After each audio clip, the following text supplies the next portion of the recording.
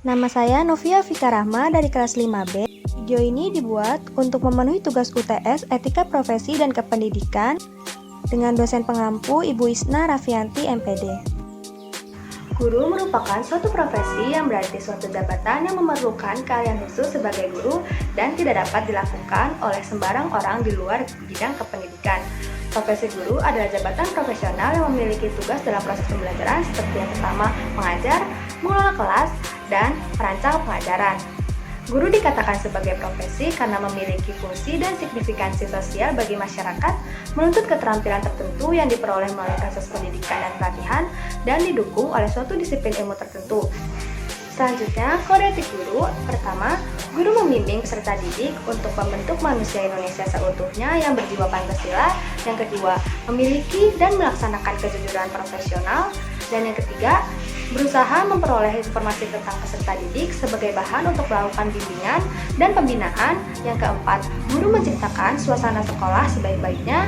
Yang kelima, guru memelihara hubungan baik dengan orang tua murid dan masyarakat di sekitar. Dan yang keenam, guru secara pribadi dan bersama-sama mengembangkan dan meningkatkan mutu profesinya. Yang ketujuh, guru secara bersama-sama memelihara dan meningkatkan mutu organisasi PGRI sebagai sarana perjuangan dan pengabdian. Yang kedelapan, guru melaksanakan segala kebijaksanaan pemerintah dalam bidang kependidikan.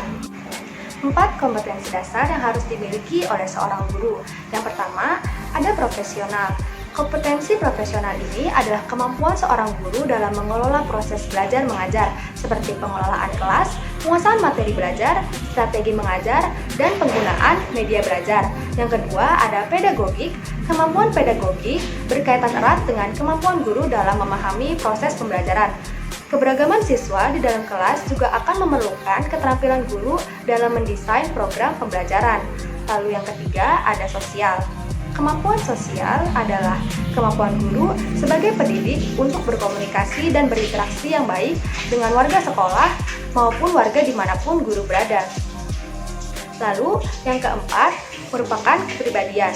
Dalam menjalankan tugas dan fungsinya, seorang guru harus dapat menentukan sikap dan kepribadian yang baik, karena sikap dan perilaku guru dapat ditiru dan diterapkan oleh siswa yang dididiknya. Perbedaan guru dalam pendidikan formal, non-formal, dan informal.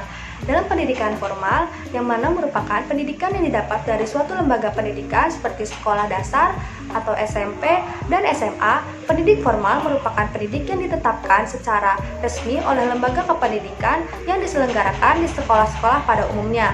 Adapun yang digolongkan ke dalam pendidik formal ini adalah guru, dosen, dan guru besar. Lalu yang kedua ada pendidikan non-formal. Pendidikan non-formal ini adalah pendidikan yang didapatkan dari lembaga pendidikan selain SD, SMP, atau SMA seperti bimbingan belajar atau kursus. Dalam pendidikan non-formal ada berbagai macam istilah untuk pendidik dan tenaga kependidikan. Yang pertama, contohnya ada pengajar, pembimbing, pelatih, instruktur, sumber belajar, ustawan, penilik, dan masih banyak yang lainnya.